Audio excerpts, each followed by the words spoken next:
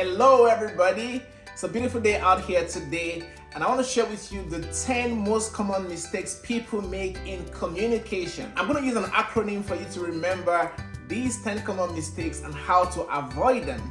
Make sure you don't forget this acronym. The acronym is VCARD. VCARD. And each of those letters stands for something very important.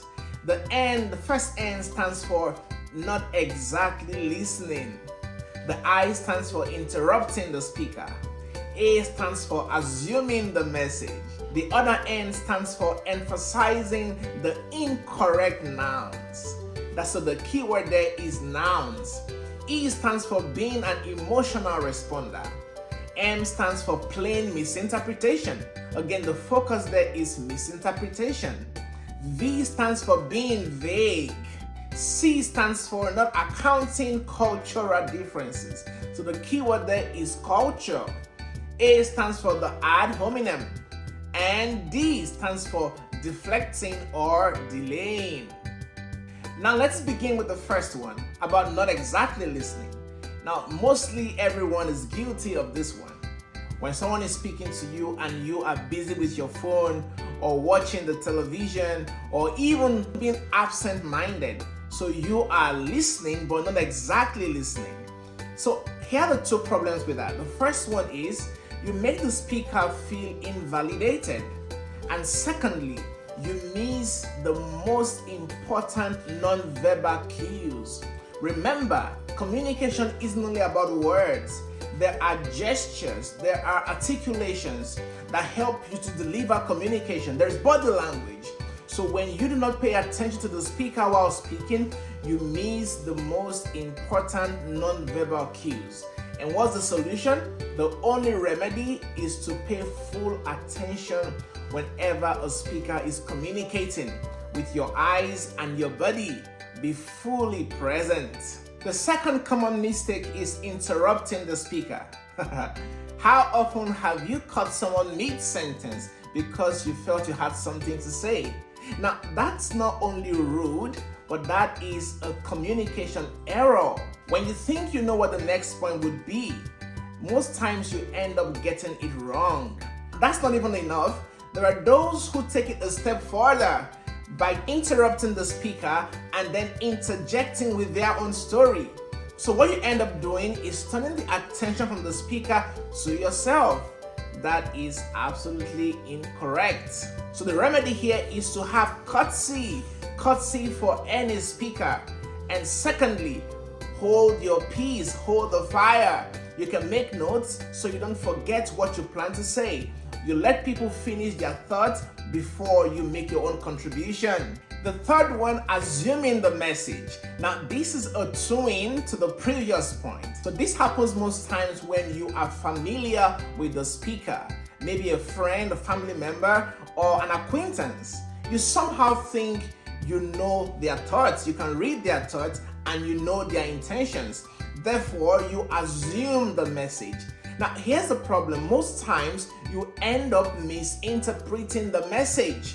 So how do you solve this? The remedy is to keep an open and a curious mind when people are communicating with you. Now it makes no difference how familiar they are with you, but keep an open mind and be ready to receive the true essence of the message. The next one is emphasizing the incorrect nouns. You might be surprised. The nouns that you use in your communication can determine the tone of the communication. When you use you instead of we. I'll give you an example. In the case of a team, when someone has done something wrong or they didn't meet up to a task, do you emphasize you haven't done this, you haven't done that? Or do you use the we? You see, when you use you, it tends to point fingers and make people feel incompetent. However, there are times you use we, which helps to spread the responsibility across the team or a group of people. That way the message is still gotten, but the object of the message doesn't feel maligned. Now the next one is being an emotional responder. Now emotions are very good with communication. With emotions, you can adjust your response to the speaker and the speaker can feel like you are more connected to what they are saying. However, When you let your emotions overrun you, that could be a communication problem. What do I mean by that? Responding out of emotions instead of the content of the message can be a communication error. When some people are very angry or they are very excited, they tend to respond from a place of emotions rather than focusing on the content of the message. So what do you do to correct this? Keep your emotions under. Respond with emotions, however, keep your focus on the message and let your emotions be an addition, not a subtraction to your communication. The next mistake is plain misinterpretation. You probably have had this experience one time or the other when you misinterpreted someone's communication because you had some prejudice about the person or what they were going to say. So you probably had some preconceived opinion about the speaker, and that definitely clouded your understanding of that message. So what you need to do to resolve this is to focus on the message. The next mistake is being vague. Most people deflect this kind of communication style because they would rather not offend someone than say something specific. So they like to be generic in their communication. That's definitely a communication error.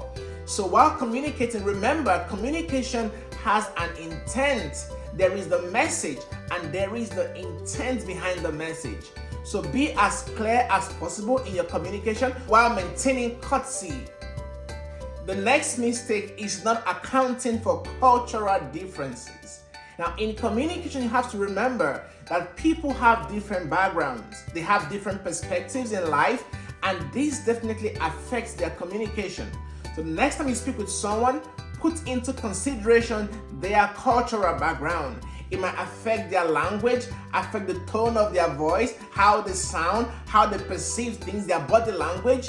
So having that in mind will arm you to better communicate effectively with your listeners. So make sure you put into consideration the cultural background of your listeners the next time you communicate. The ninth one is the ad hominem. Now, this is common in modern day when people tend to attack the messenger rather than the message. When someone doesn't agree with your opinion, do you get upset with the person or with their message or with their position? So keeping your focus on the position of the speaker and not the speaker would maintain an open communication, honest and effective delivery. The final one is deflecting or delaying. Most times you find people trying to conceal the truth in communication. Therefore, they veer off from that message to something rather different. That's definitely a communication error.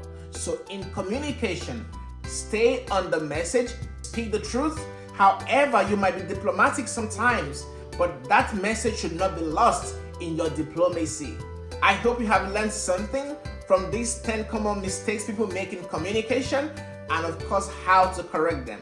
I'm inviting you to our free webinar on how to communicate like a pro in 2024. Make sure you sign up. It's absolutely free. Yes, you heard it right. It's absolutely free, and it covers a variety of topics. So sign up today.